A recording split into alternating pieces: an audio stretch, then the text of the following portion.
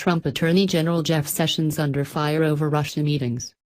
Attorney General Jeff Sessions met Russia's ambassador during the election despite telling his confirmation he had no communications with the Russians. The Justice Department confirmed he met Sergei Kislyak in July and September last year as part of his role on the Senate Armed Services Committee. Mr. Sessions said his comments at his confirmation hearing had related to his role on the Trump campaign team. Claims of Russian interference in the election have dogged President Trump. The U.S. intelligence community believes the alleged Russian hacking of Democratic organizations was carried out to help Mr. Trump defeat Democrat Hillary Clinton. Mr. Trump's national security advisor, Michael Flynn, was fired last month after he misled the White House about his conversations with Mr. Kislyak, allegedly regarding sanctions against Moscow. Who is Attorney General Jeff Sessions? The Democrats have reacted with anger at the latest revelations, saying Mr. Sessions should resign and at the very least step aside from an FBI probe he is overseeing into the hacking claims. What is the basis of the latest allegation? The Washington Post reported that Mr. Sessions and Mr. Kislyak held a private conversation in Mr. Sessions' office in September and had spoken earlier in the summer at a meeting with several other ambassadors. Mr. Sessions had meetings with more than 25 foreign ambassadors in the course of the year. But his meetings with Mr. Kislyak came while he was a prominent part of Mr. Trump's campaign team, a so-called surrogate, and amid growing reports of Russian meddling in the U.S. election. What did Mr. Sessions say?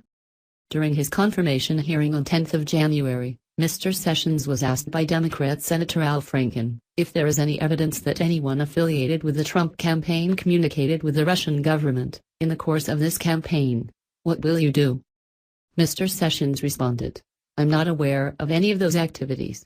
I have been called a surrogate at a time or two in that campaign and I did not have communications with the Russians. And I'm unable to comment on it."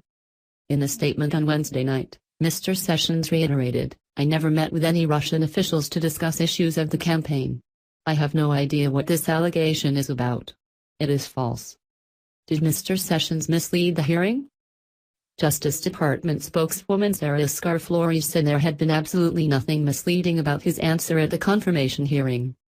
He was asked during the hearing about communications between Russia and the Trump campaign, not about meetings he took as a senator and a member of the Armed Services Committee, she said. Mr. Sessions was also backed by the White House, which condemned the latest attack against the Trump administration by partisan Democrats. Democratic House Minority Leader Nancy Pelosi accused Mr. Sessions of lying under oath and demanded he resign. The Democrats have already called for Mr. Sessions to recuse himself from the FBI investigation into the hacking allegations. Mr. Sessions has said he will recuse himself from anything that I should recuse myself on. What is the new inquiry about? News of Mr. Sessions' meetings broke just after a congressional committee agreed to an investigation into Russia's alleged interference.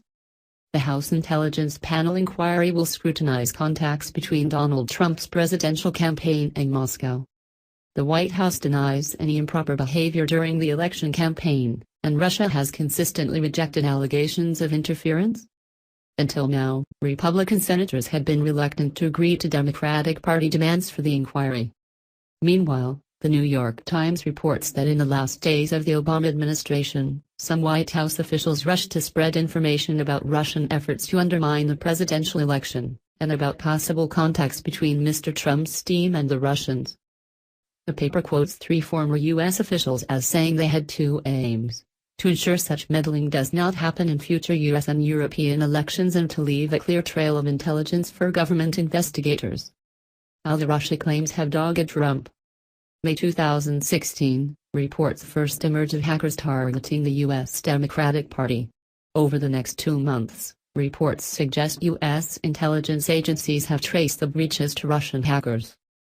July 2016, Jeff Sessions meets Russia's envoy to the U.S. Sergei Kislyak and several other ambassadors at an event on the sidelines of the Republican National Convention. August 2016, Paul Manafort, Donald Trump's campaign manager, quits after an FBI investigation into his alleged ties to Russian interests in Ukraine and the U.S. September 2016, Senator Sessions has a private meeting in his office with Mr. Kislyak. The Justice Department says all meetings were linked to his work on the Armed Services Committee. October 2016, the U.S. intelligence community released a unanimous statement formally accusing Russia of being behind the hacking of the Democratic Party. Mr. Trump questions the findings. Over the coming months, more reports on the hacking emerge. The U.S. intelligence agencies, the Justice Department and 4 congressional committees are all currently investigating the allegations. February 2017, Mike Flynn resigns as Mr. Trump's new national security advisor after it emerges he discussed the potential lifting of sanctions against Russia with Mr. Kislyak and then misleading Vice President Mike Pence about the communication.